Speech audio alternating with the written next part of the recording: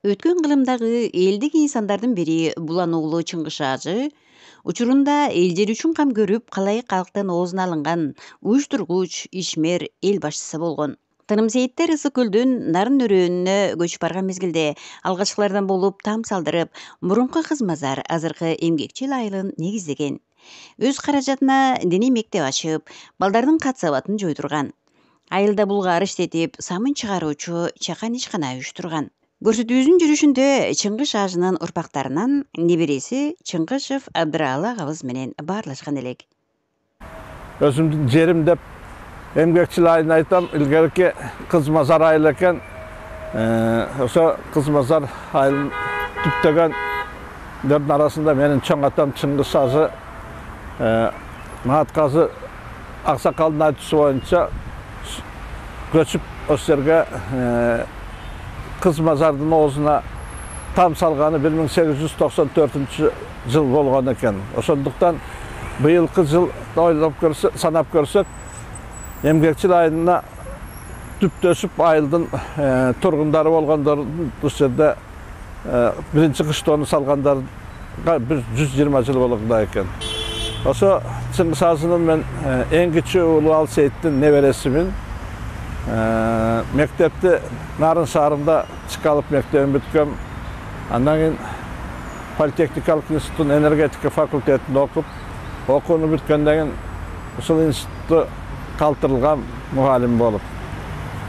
Андан кийин Москвада энергетика институтунда аспирантурада окудум, диссертация жактадым.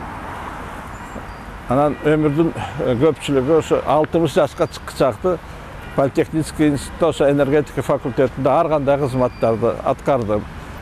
Негизинен ошол жерде мугалимдик кесипте баардык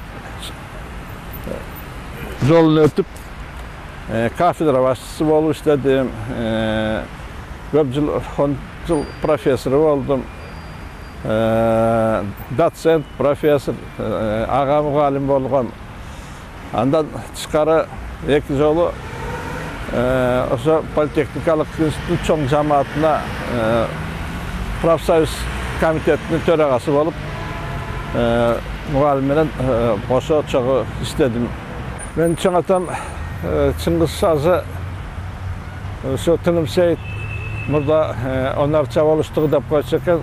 Ал жерде Тынымсейит, Нарындык Тынымсейиттердин аймагы кен болуштук экен. Ошонго 3 жор болуштукка шайланып, андан тышкары Садыр уулу инилери Надырбек дагы болуш болуп шайланышкан экен да, эл жумушун аткарган экен. Ошо 1897 жылы ан зыян көтөрүлүшү болгондо айылында ошо көтөрүлүшкө катышкан 2 молдон алып келип балдарды окуткан экен. Анан ошолорду көрө албастык, ошолчу элдер да бар окшойт.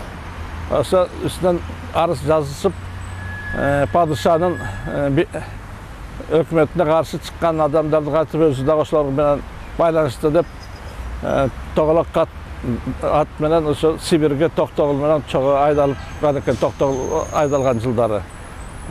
Сибирден бир 3 жылдан кийин келип Ажыга барып, андан кийин кайра келип эл колдоп кайра ошо болуштукка шайланган.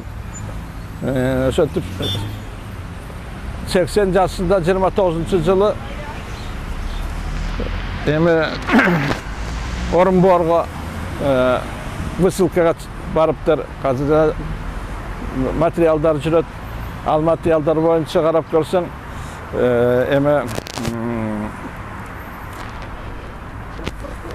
карып калган адамды, ошондо 80ге чыгып калган кишини элге бир эми бол таасир тийгизеби дегенби, эми ошол замандын баягы өзүнүн орчулугу балдар чакасы менен Орунбор шаарына айдалып 3 жылдан кийин кайтып келет.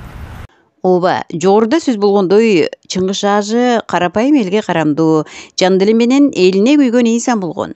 Бирок ошол учурдагы саясий кырдаалга байланыштуу жашоосунда бир топ эле кыйынчылыктар болгон.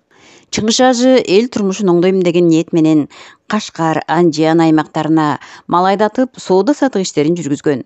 1898-жылы Анжиан көтөрүлүшүнө катышты деген кинээ коюлуп, аны падыша өкмөтү Сибирге айдаткан. Ал жерден Токтогул Сатылганов менен кездешкен деген маалымат бар.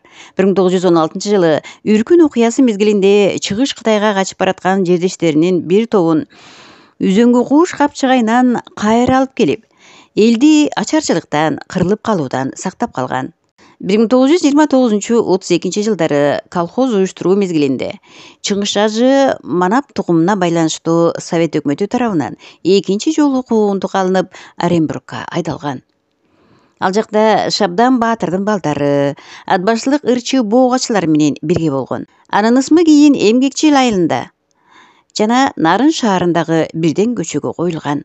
Бүгүнкү күндө да элдик баатыр атанган атабыздын урпактары уланып, эл кызматын аркалап келишүүдө. Бұл документтерге қарағанда 1913 жылы қазіргі Эмгекчил айылының Кыз Мазардың оозунда Кыркатам деген ошо кыштагында 10 түтүн үй катталган экен, 83 адам жашашкан экен.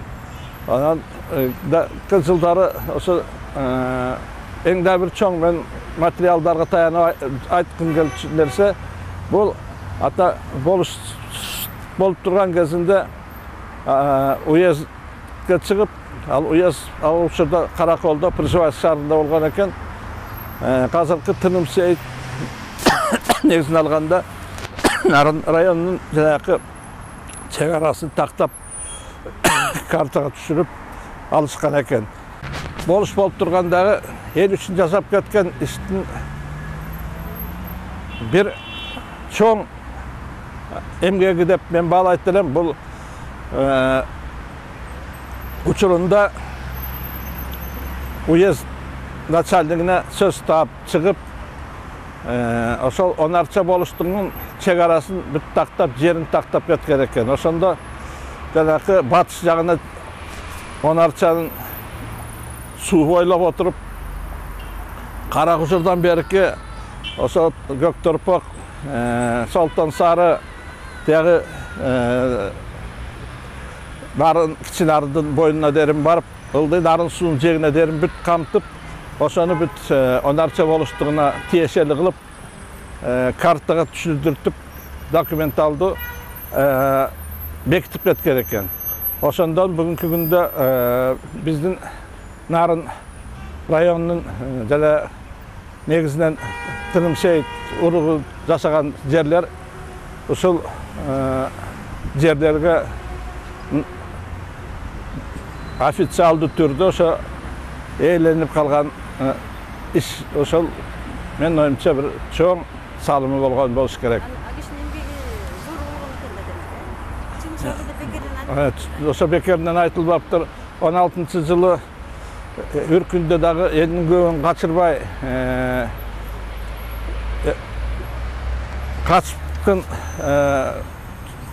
көл чүйдөн качып бараткан элдерден туткунга түшкөн орус балдарын, аялдарын алып калып, кээ бирлерин малга алмаштырып алып, 15-16-сын алып, ошо атамдын айтысында, өз атамдын айтысында, ошондо мен 16-га келген бала элем дейт. Нарын дагы көпүрөдөн өткөрүп, чыгарып, ошолорду чыгарып бергендиктен, анан ошол карательный жана офицерлер отряддын эмезлерине сөз таап, элди көп кыргындан эмеден сактап калган да. Өзүңүздүн атаңыздын эмгеги канчалык? Мен атам 21-жылы өзүнүн агасы Акбагы Сөкө Алматыдагы Казак агартуу институтуна студент болуп келишкен экен.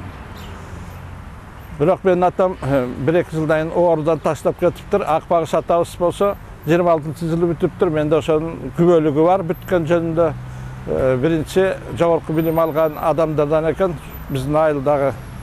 Анан атам келип Orunborga atası menen aydalıp barıp kelgenden keyin 31-жылы narında jagdan açılıp atkan tipografiyaga birinci Kırgızlardan bolup jumuşçu, terüçü bolup 40-жылга derim oşonun direktorluğuna derim jetip 40-жылы orup kalıp boşangan eken oşonukta narındın birinci poligrafisi katarında bağlanıp narındın suunun jeginde bir köçönü Atamal Seyit'in adına Çıngız Ural Seyit köçösü dep turgundar jergilikti kengeş seçim çıkarışıp şunday bağlap bergen. Bu dagı oşo birinci Narın oblastında gez çıkanına rayonlarda gez tipografiyaları salganga öz uçurunda salım salıptır. Men da oşo üçün oşo atamды demgegen men de bağlap oşoga symıktanam.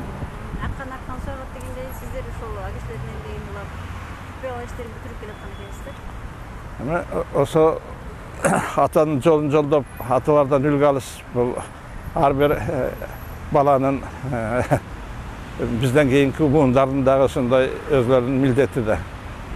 Çok rahmat sizге.